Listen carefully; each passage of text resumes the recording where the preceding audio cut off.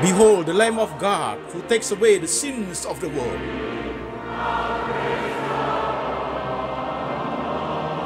Jesus said, I am the way, the truth, and the life. No one comes to the Father but by me.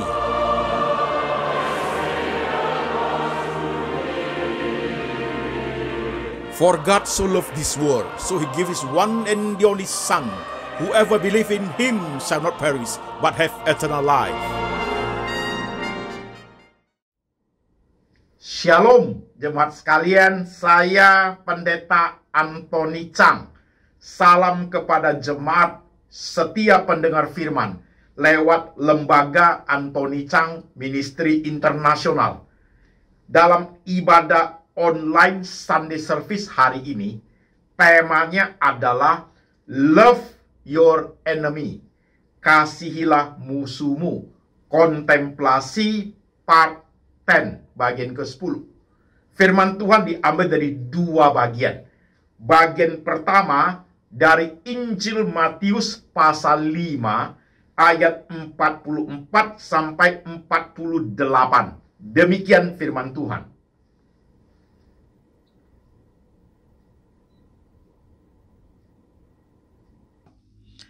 Tetapi aku berkata kepadamu, kasihilah musuhmu dan berdoalah bagi mereka yang menganiaya kamu. Karena dengan demikian, kamu menjadi anak-anak Bapakmu yang di sorga, yang menerbitkan matahari bagi orang yang jahat dan orang yang baik, dan menurunkan hujan bagi orang yang benar dan orang yang tidak benar. Apabila kamu mengasihi orang yang mengasihi kamu, apakah upahmu? Bukankah pemungut cukai juga berbuat demikian? Dan apabila kamu hanya memberi salam kepada saudara-saudaramu saja, apakah lebihnya daripada perbuatan orang lain? Bukankah orang yang tidak mengenal Allah pun berbuat demikian? Karena itu, haruslah kamu sempurna, sama seperti Bapakmu yang di sorga adalah sempurna. Amin. Firman Tuhan bagian kedua dari kitab Kejadian pasal 45 ayat 1 sampai 13. Demikian firman Tuhan.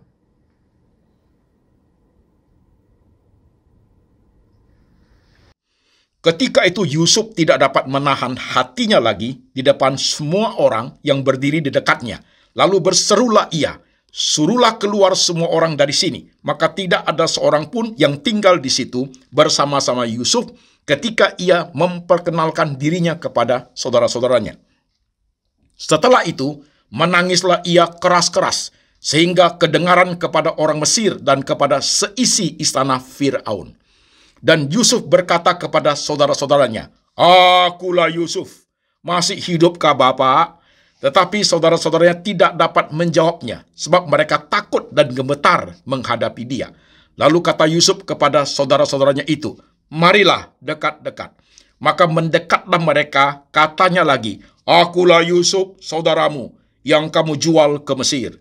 Tetapi sekarang, janganlah bersusah hati dan janganlah menyesali diri, karena kamu menjual aku ke sini. Sebab untuk memelihara kehidupanlah Allah menyuruh aku mendahului kamu, karena telah 2 tahun ada kelaparan dalam negeri ini, dan selama 5 tahun lagi orang tidak akan membajak atau menuai. Maka Allah telah menyuruh aku mendahului kamu untuk menjamin kelanjutan keturunanmu di bumi ini, dan untuk memelihara hidupmu, sehingga sebagian besar daripadamu tertolong. Jadi bukanlah kamu yang menyuruh aku ke sini, tetapi Allah.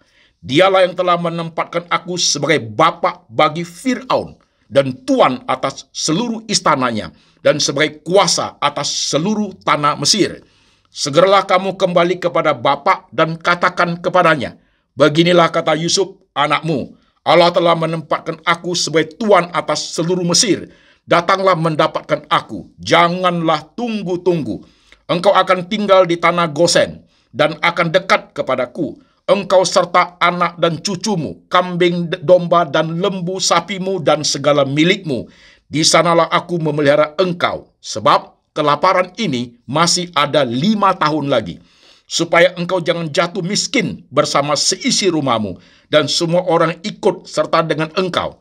Dan kamu telah melihat dengan mata sendiri, dan saudara-saudaraku Benyamin juga, bahwa mulutku sendiri mengatakan kepadamu. Sebab itu, ceritakanlah kepada Bapa segala kemuliaanku di negeri Mesir ini, dan segala yang telah kamu lihat. Kemudian segeralah bawa Bapa kemari. Amin. Jemaat sekalian, firman Tuhan sudah kita baca, firman Tuhan sudah kita dengar. Sekarang kita mari berdoa, minta hikmat dari Tuhan. Mari jemaat sekalian, kita tunduk kepala, kita berdoa. Tuhan Yesus, kami sudah membaca firman-Mu. Kami sudah mendengarkan firman-Mu. Sekarang Roh Tuhan bekerja, mengurapi hamba-Mu ini, boleh menyampaikan firman Tuhan ke dalam bahasa yang bisa kami mengerti, supaya dalam hidup kami terjadi pemulihan yang sempurna.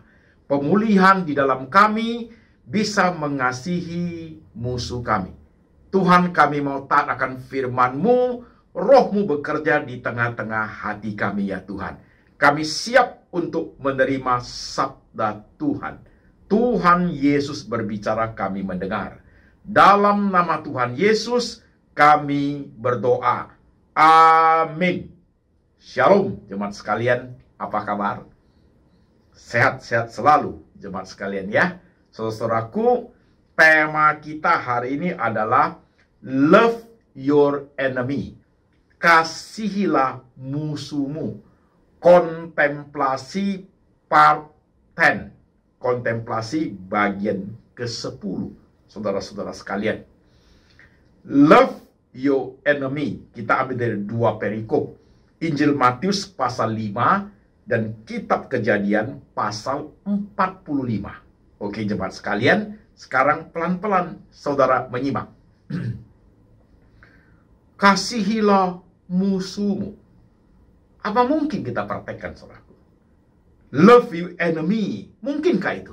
Sebagai manusia biasa, kita mempraktekkan mengasihi musuh kita.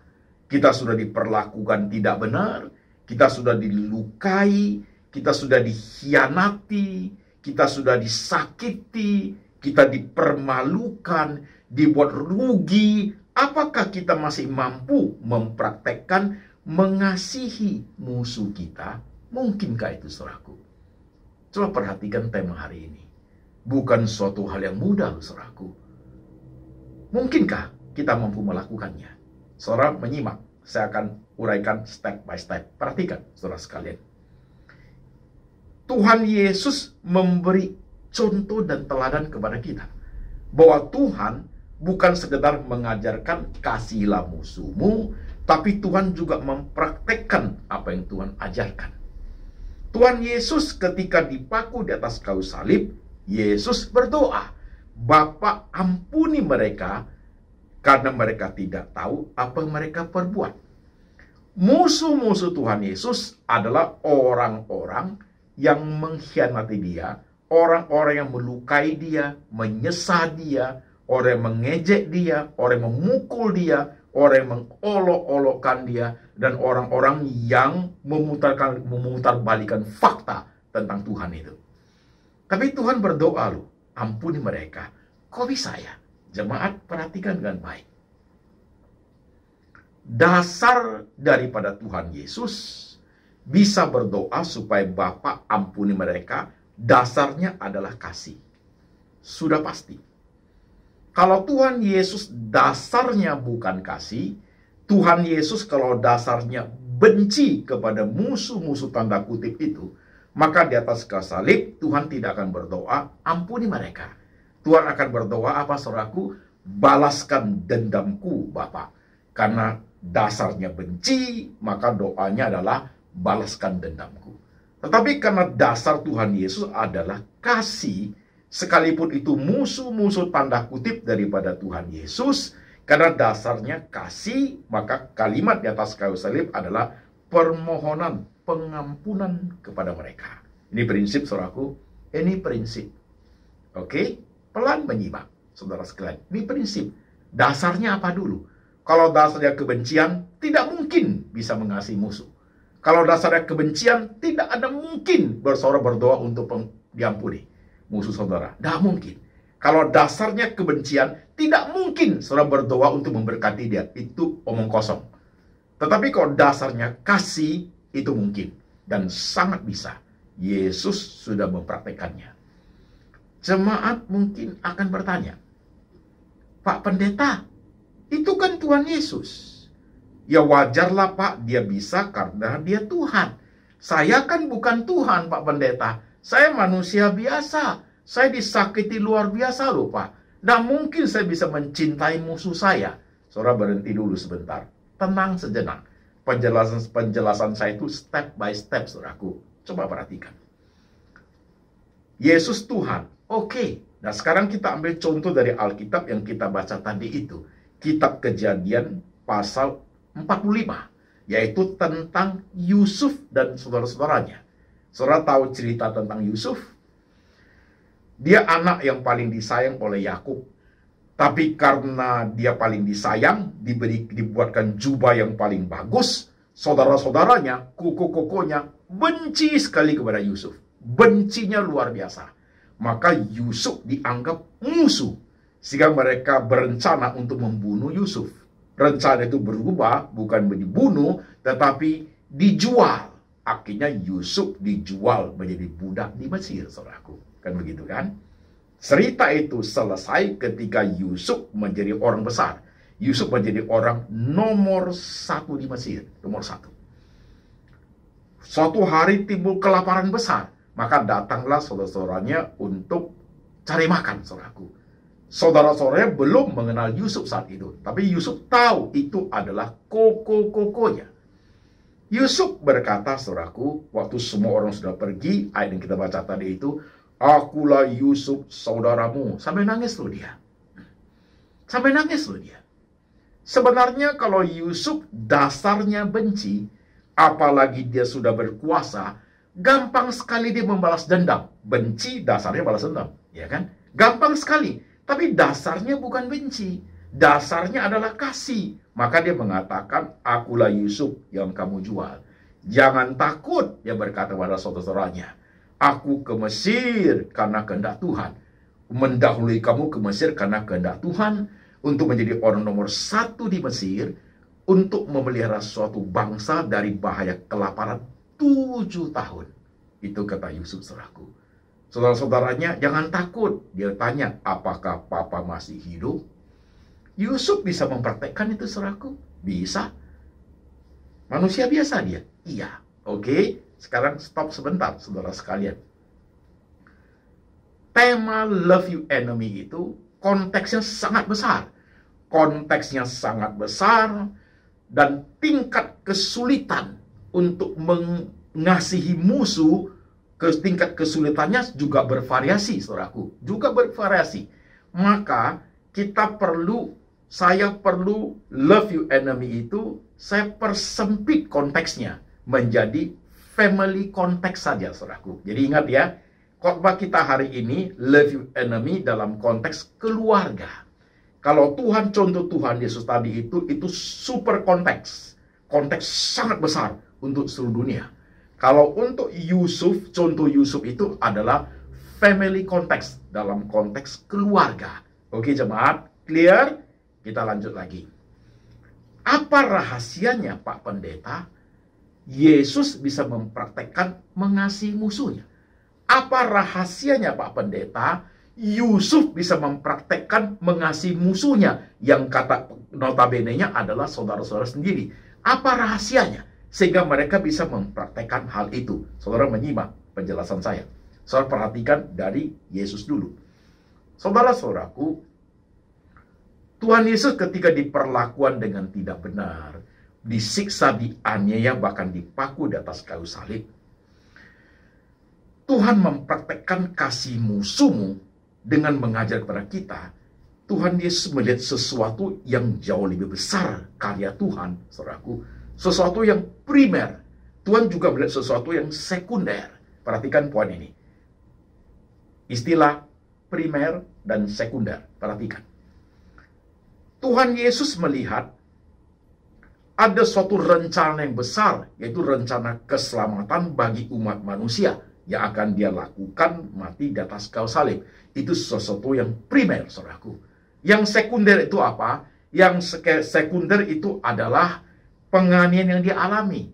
Penghinaan, dipukul, diejek, dikhianati. Itu hal yang sekunder, saudaraku. Nah, ketika Tuhan Yesus mampu melihat hal yang primer adalah keselamatan bagi seluruh umat manusia, dan ketika dia melihat penganiayaan yang dia terima itu, perlakuan yang dia terima itu hal yang sekunder, saudaraku, Yesus bisa menomorsatukan yang primer dan mengabaikan yang sekunder. Maka ketika mampu memperhatikan seperti itu, Yesus bisa berdoa, Bapa ampuni mereka, karena mereka tidak tahu apa yang mereka perbuat. Mereka tidak tahu. Mereka hanya tahu untuk mencetuskan, mengekspresikan kemarahan, kebencian. Mereka hanya bisa melihat itu. Mereka tidak bisa melihat sesuatu yang jauh lebih besar di depan. That is the point. Oke? Jemaat menyimak, pas. Yusuf juga sama, saudaraku. Yusuf juga sama. Yusuf itu berkata kepada saudara-saudaranya waktu ketemu, jangan takut, akulah Yusuf. Engkau menjual aku ke Mesir karena kehendak Tuhan. Aku mendahului kalian ke Mesir supaya aku menjadi orang besar di sini, supaya ada persediaan makanan kelaparan selama 7 tahun pemeliharaan terhadap suatu bangsa. Jadi Yusuf melihat rencana Tuhan buat dirinya untuk menjadi penguasa di Mesir dengan tujuan memelihara suatu bangsa dari kelaparan. Itu primer bagi Yusuf. Yang sekunder adalah kemarahan saudara-saudaranya, kebencian saudara-saudaranya, menjual dia dikhianati oleh istri Potifar, dia difitnah oleh istri Potifar, dia dijebloskan dalam penjara. Itu hal yang sekunder, saudaraku. Hal yang sekunder. Ketika Yusuf mampu melihat suatu hal yang primer, anak besar, untuk pemeliharaan suatu bangsa dari bahaya kelaparan, dia bisa abaikan sekundernya loh. Maka diberi kepada saudara-saudaranya, jangan takut. Dia tidak balas, saudaraku. Dia tidak balas. Bahkan dia memberi saudaranya makan. Papa masih hidup, suruh dia datang. Dia memelihara seluruh keluarganya. Hebat ya. Orang kalau bisa melihat sesuatu yang lebih besar, orang bisa mengabaikan hal yang kecil, saudaraku. Itulah cara berpikir yang baik bagi seorang yang Kristen, saudaraku. Iya, can you do that? Can you do that? Menyimak pelan-pelan khotbah ini. Karena khotbah ini tidak mudah dipraktekkan, saudaraku. Menyimak dengan pelan. Konteks kita adalah family konteks.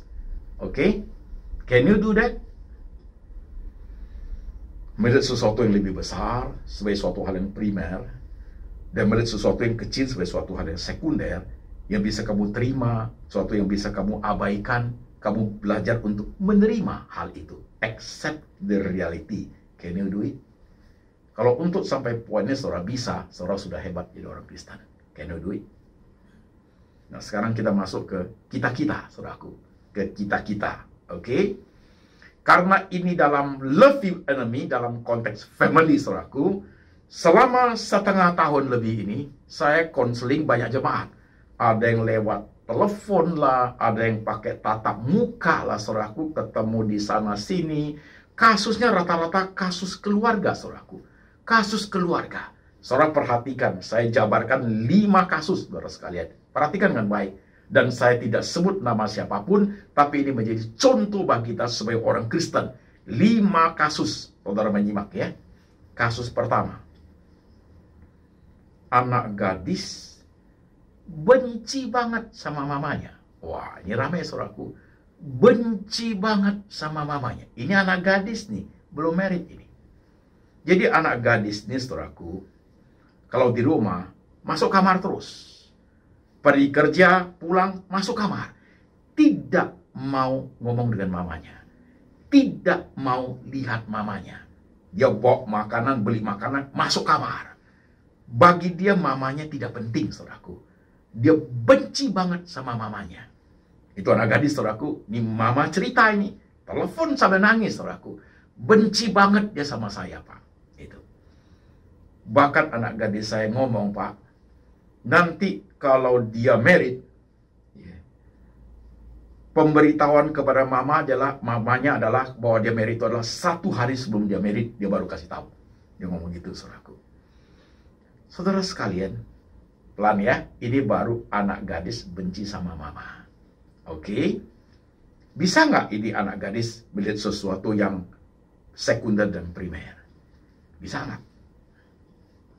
Ingat, khotbah hari ini bukan khotbah kebangunan rohani, tidak. Khotbah hari ini bukan khotbah you revival. Saudara nggak mau pun dipaksa percuma. Khotbah hari ini adalah suatu cara membawa saudara untuk kontemplasi, merenungkan, menggumuli, berpikir. Itu khotbah hari ini, saudaraku. Oke, coba pikir anak gadis ini. Dia benci sekali dengan mamanya. Benar itu? Benar benci? Mau diuji? Ujiannya begini. Kalau mamanya mati, anak gadis seperti itu saya tanya, kalau mamamu mati, you nangis gak? Ayo jawab dengan jujur. Kalau mamamu mati, kamu merasa kehilangan gak? Kamu menangis terseduh-seduh gak? Kamu merasa menyesal gak? Harus jujur, gak boleh bohongin diri, saudara sekalian. Kalau kamu merasa nangis, jangan Pak, you rasa kehilangan. Sebenarnya dalam hatimu yang paling dalam, you sayang mamamu. Hanya karena 1-2 poin dari mamamu yang menyakiti engkau, kamu lihat mamamu sudah jelek bukan main, udah rusak semuanya, maka kebencianmu itu kamu lampiaskan. Ujung-ujungnya dalam hati paling dalam itu, you sayang mamamu. Dan you menyiksa dirinya dengan cara you tidak mau ketemu. Dan kamu juga menyiksa diri sendiri. Dengarin anak gadis seperti ini. Ada pemulihan? Sama sekali tidak ada. Sampai kapan Pak Pendeta? Sampai mati. Hanya ada pemulihan adalah pada saat anak gadis seperti itu bergumul, berpikir, kontemplasi. Sampai kapan saya mesti perlakuan saya mama saya seperti ini ya? Kalau tiba-tiba Tuhan bawa dia pulang, aku bagaimana ya? Kepikir nggak?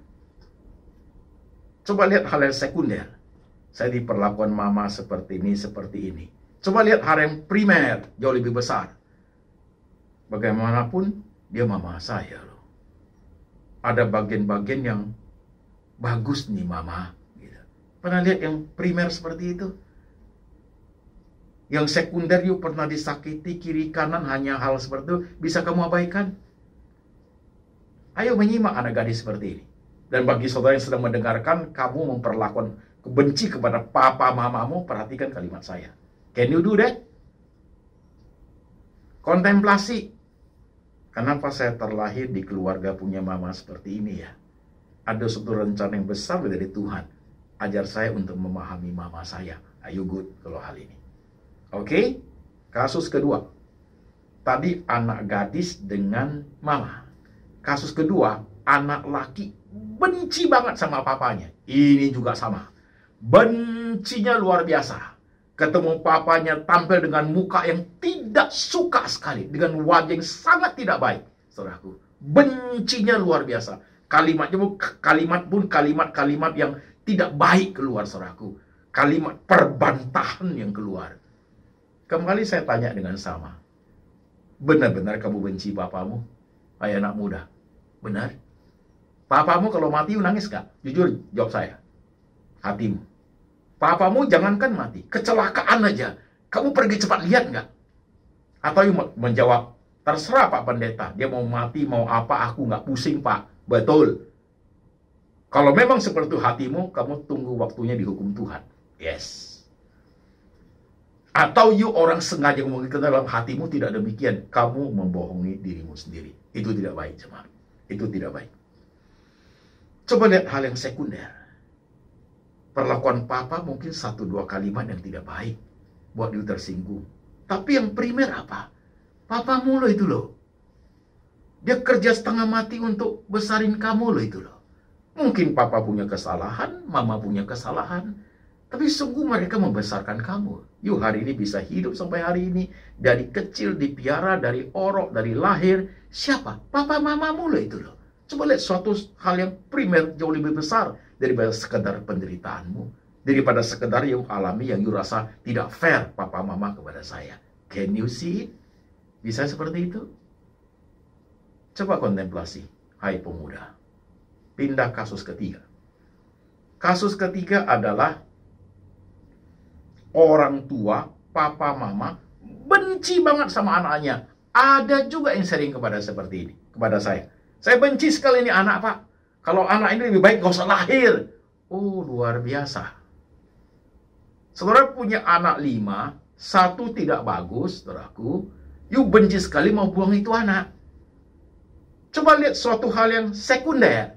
Di antara 5, ada 1 yang kurang bagus. Coba lihat suatu yang primer. Mengapa Tuhan memberikan saya 5 anak, ada 1 anak yang tidak bagus? 1 anak yang tidak sama sifatnya. Apa maksud Tuhan dalam keluargaku? Tuhan memberikan anak seperti ini buat saya. Apa tanggung jawabku? Apa beban yang harus saya lakukan kepada anak seperti ini? Kalau saudara bisa melihat hal seperti itu, hal yang sekunder, yang anakmu, perlakuan kamu tidak membuat kamu sakit hati itu, kamu bisa abaikan loh. Bagaimanapun saya harus mengasihi dia. Itu anak saya ini. Kan begitu kan? Can you do it? Can you do it? Geser kasus lagi. Kasus keempat. Mertua menantu. Menantu mertua. Ini juga ribut. Rame ini. Ada berapa kasus yang telepon saya. Mertua saya itu, Pak. Wah. Kejamnya, diktatornya, ketusnya kalimat. Saya tidak tahan, Pak Pendeta. Nah, ini mertua yang lapor. Itu menantu saya, Pak. Kalau tahu begini anak saya nggak mau suruh kawin sama dia. Itu menantu itu nggak tahu diri. Ini mertua sakit hati, menantu sakit hati. Sama-sama udah saling memusuhi. Memusuhi. Bisakah love you enemy? Bisa. Hal yang sekunder you lihat. Bisa lihat hal yang primer. Ini mertua ini, Pak. Aduh, ampun deh, Pak. Umur berapa mertua you? 75, Pak. Udah nggak tahan saya. Tahanlah dikit. 75 dia. Nggak lama itu. Nggak lama. Bentar lagi selesai. Tahanlah dikit. Lihat sesuatu yang primer lebih besar. Itu mertuamu loh. Kalau mertuamu nggak ada, ini suamimu nggak ada. Suamimu nggak ada. Lihat sesuatu yang lebih primer. Kalau kamu sakiti hati mertuamu itu, tanpa you sadari secara tidak langsung, you sakiti suamimu, you sakiti istrimu, karena mereka itu anak mertuamu. Lihat hal yang lebih primer, saudaraku. Bisa you? Bisa? Bisa? Nggak mau tahu lah, Pak. Saudara tinggal tunggu dihukum Tuhan. Geser kasus. Sekarang masalah husband and wife. Nah, ini rame juga. Benci banget sama suami saya. Saya benci banget sama istri saya, Pak. Saya tidak mau lihat dia. Betul? Betul lu tidak mau lihat? Kembali saya tanya kalimat yang sama. Nangis gak kamu kalau dia mati? Terseduh-seduh gak yuk kalau dia mati? Jangan sampai waktu dia mati kamu sedang kecil nangisnya ya. Terserah, Pak. Mau mati, mau hidup, aku gak peduli. Jujur. Udah ribut masih hidup bersama kok sampai sekarang. Iya kan? Geger-gegeran. Hidup akur lagi. 2 minggu akur. Minggu ketiga gegeran lagi. Tapi terus sampai sekarang. Kalau dia mati, you nangis gak? Ayo jawab saya. Kalau you nangis, you rasa sedih, rasa kehilangan, kamu sayang dia. Hanya kamu tidak suka kepada beberapa hal yang kamu tidak suka dia perlakukan kepada you. Abaikan itu. Lihat suamimu, lihat istrimu secara keseluruhan. Banyak hal dalam diri dia itu baik, maka saya sayang dia. Maka saya kawin dengan dia, Pak Pendeta. Banyak hal yang oke kok, maka saya kawin sama dia, Pak Pendeta. Begitu, that is point. Itulah kamu melihat sesuatu yang jauh lebih besar. Jadi segala penderitaanmu di perlakuan kurang baik, ya gak apa-apalah. Sedikit saya terimalah. Is it right? Oke. Perhatikan khotbah hari ini. Geser kasus. Sekarang kasus saudara-saudara. Sama seperti Yusuf gitu. Saya juga punya saudaraku. Saya juga punya saudara. Kami keluarga Chang itu Saya generasi ke 1, 2, 3. Saya generasi ketiga, saudara sekalian. Generasi ketiga. Nah, saudara-saudara sekalian, coba perhatikan sekarang. Saudaraku, keluarga saya bukan semuanya oke-oke, enggak. Gontok-gontokan juga, sama dengan saudara. Sama. Si inilah, omonglah si inilah. Sama, saudaraku. Sebulan yang lalu, cici kandung saya meninggal. Cici kandung saya meninggal karena stroke, saudara sekalian. Momentum seperti itu saya manfaatkan. Bukan karena cici saya meninggal berkorban demi keutuhan marga Chang. Bukan, itu salah itu. Cici saya meninggal karena memang sudah waktunya meninggal. Waktunya sudah habis, saudara sekalian. Tetapi pada saat meninggal itu, saya memanfaatkan momentum itu untuk menciptakan keharmonisan dalam keluarga Chang. Maka saya kumpulin semua anak cucu cicit, saudara sekalian, supaya keluarga ini harmonis, saudaraku. Itu menjadi momentum penting, tidak boleh kehilangan momentum, saudara sekalian. Nah, saudara perhatikan. Ada kuku saya nomor 2. Ceritalah, sama saudaraku. Si inilah, si inilah, saya dengerin, saudaraku. Kuku saya yang lain cerita lagi, saya dengerin. Satu-satu saya dengerin. Nah, ini kuku nomor 2, dia cerita.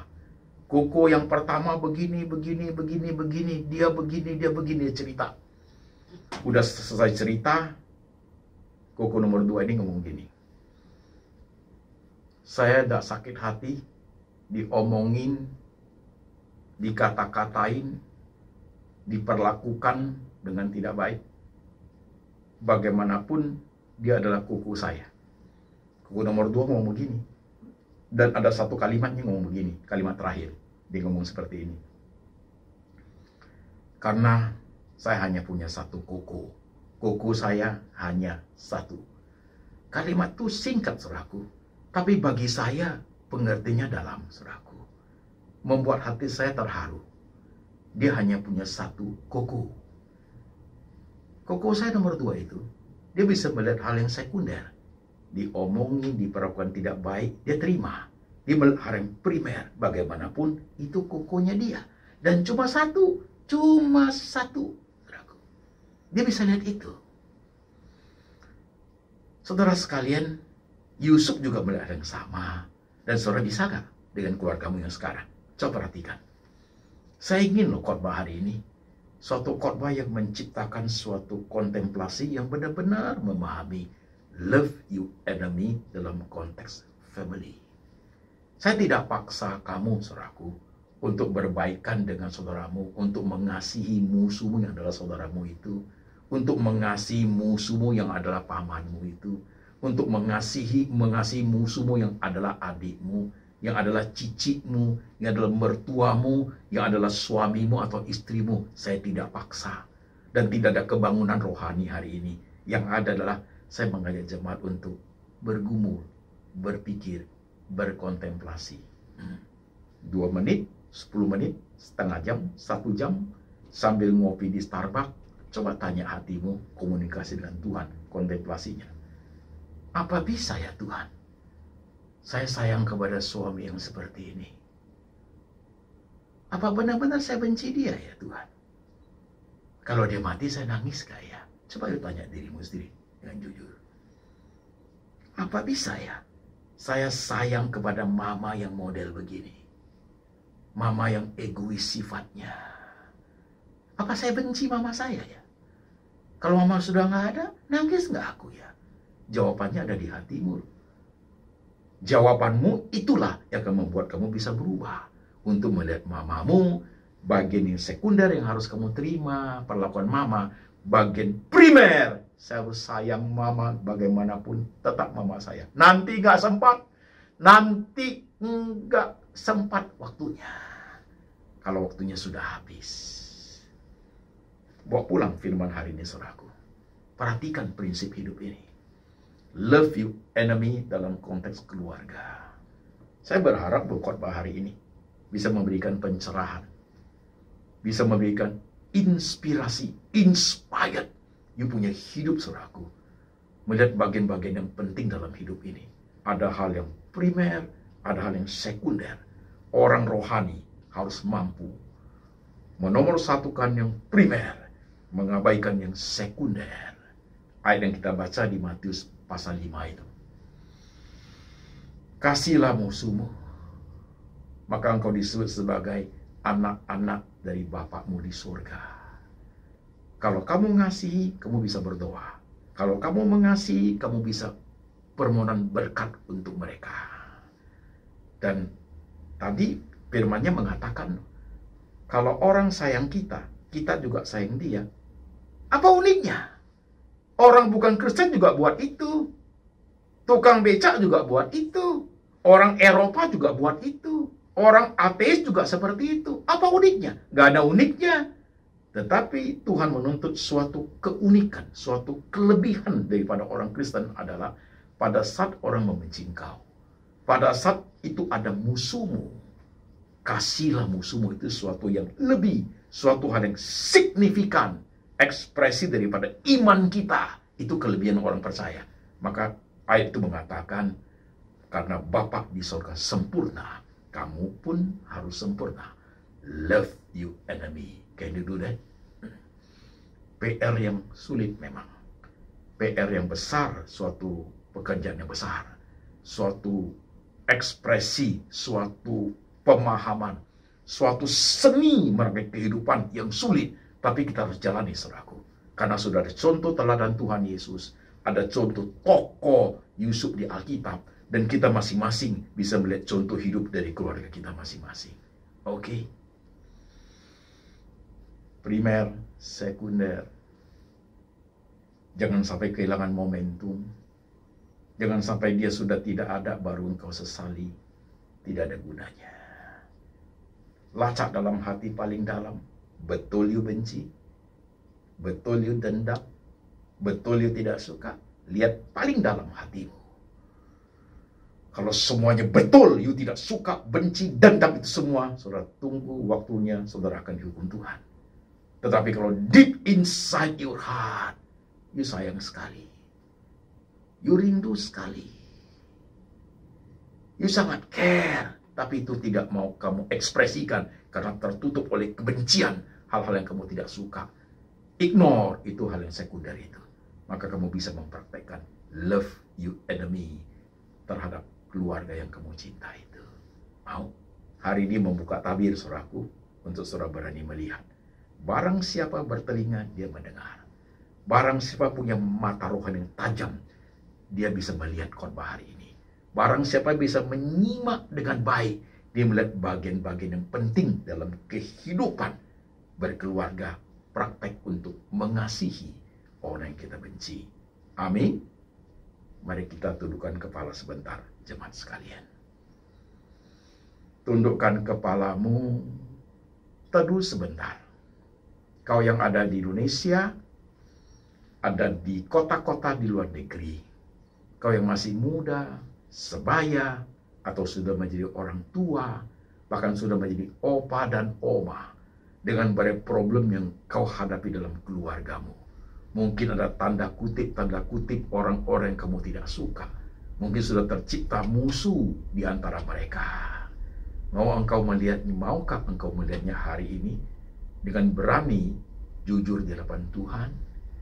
Mau engkau dipulihkan? Kau bergumul secara perlahan tapi pasti untuk mengalami suatu perubahan yang besar. Ikuti kontemplasi khotbah hari ini. Dan kau akan melihat Tuhan Roh Kudus bekerja di hatimu. Kau benci nenekmu ya?